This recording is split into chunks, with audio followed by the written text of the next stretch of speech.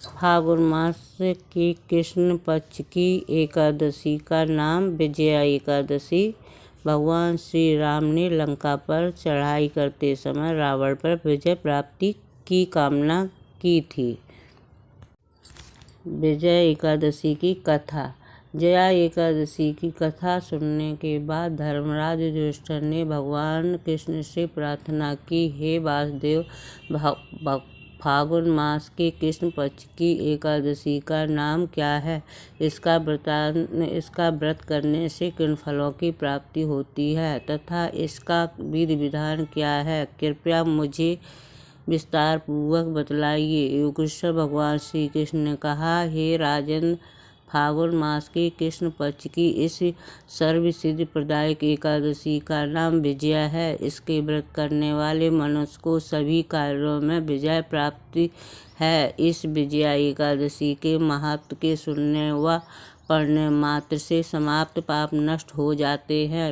एक प्राचीन कथा सुनाते हुए भगवान श्री कृष्ण ने कहा, एक समय देवर्षि नारद ने ब्रह्मा जी से यही प्रश्न किया था। तब ब्रह्मा जी ने नारद जी से कहा था कि हे नारद, ध्यान पूर्वक सुनो। इस विजया एकादशी का व्रत नए पुराने और गत जन्मों के पापों का हरण करके प्रत्येक क्षेत्र में व्रत धारक को विजय दिलाता है। रामायण के प्रसंग का वर्णन करते हुए ब्रह्मा जी ने आगे कहा, त्रेता युग में मर्यादा पुरुषोत्तम श्री रामचंद्र जी को जब 14 वर्ष का वनवास हो गया, तब वे श्री लक्ष्मण तथा सीता जी सहित पंचवटी में निवास करने लगे। वहां से दुष्ट रावण ने जब सीता जी का हरण कर लिया, तब श्री राम जी तथा लक्ष्मी जी अत्यंत व्याकुल हुए और लक्ष्मण जी अत्यंत व्याकुल हुए और सीता जी की खोज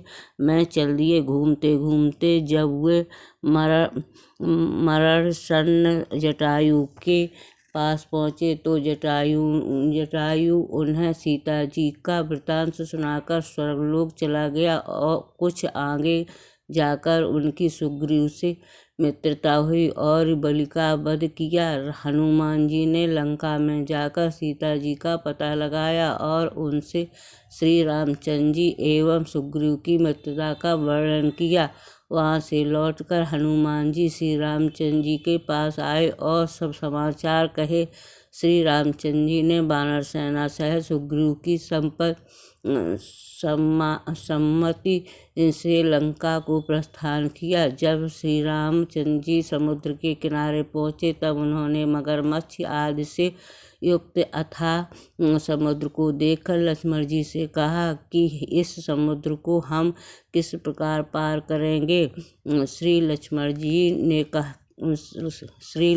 जी कहने लगे कि हे पुरुषोत्तम, आप सब कुछ जानते हैं। यहाँ से आधा योजन दूर कुमारी द्वीप में बगदालभ्य नाम के मुनि रहते हैं। उन्होंने अनेकों ब्राह्मण देखे हैं। आप उनके पास जाकर इसका उपाय पूछिए। लक्ष्मण जी के इस प्रकार के वचन सुनकर श्री रामचंद्र जी बगदालभ्य ऋषि के पास गए और उनको प्रणाम करके बैठ गए। मुनि ने उनसे पूछा, हे राम, आपका आना कैसे हुआ?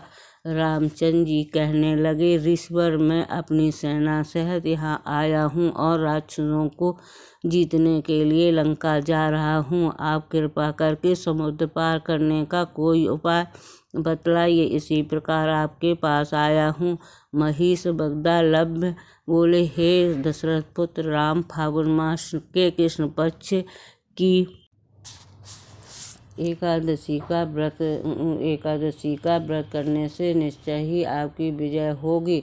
साथ ही आप समुद्र भी अवश्य पार कर लेंगे। इस व्रत की विधि यह है कि दशमी के दिन स्वर्ण, चांदी, तावा या मिट्टी का एक घड़ा लेकर उसे जल से भरपूर उस पर 5 पल्लव रखने के पश्चात उसे वेदी पर स्थापित करें। 7 अनाज एक जगह मिलाकर घड़ा रखने हेतु वेदी बनाएं और घड़े के ऊपर जौ रखें। जौ के ऊपर भगवान श्री नारायण की स्वर प्रतिमा स्थापित करें। एकादशी के दिन स्नान आदि नित्य कर्म से निवृत्त होकर धूप दीप नैवेद्य नारियल आदि से भगवान की पूजा करके वह दिन भक्त पूर्वक घड़े के सामने व्यतीत करें और रात को भी उसी जगह बैठकर जागरण करना चाहिए।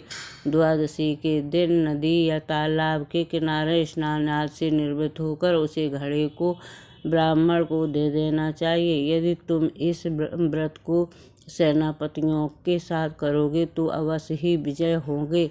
इसके पश्चात श्री रामचंद्र जी ने विधिपूर्वक विजया एकादशी का व्रत किया और उसके प्रभाव से लंका में राक्षसों से विजय पाई। अतः हे राजन, जो मनुष्य इस व्रत को विधिपूर्वक करेगा उसे दोनों लोकों में विजय प्राप्त होगी। अंत में ब्रह्मा जी ने नारद जी से कहा, हे पुत्र, इस व्रत को करने वाला तो सभी जगह विजय पाता ही है। जो इस व्रत के महत्व को पढ़ता अथवा सुनाता है उसे भी पापों से मुक्ति मिलती है और स्वर्ग को प्राप्ति होती है। जय एकादशी मैया की जय हो। जय एकादशी मैया की जय हो। जय रामचंद्र जी भगवान की जय हो।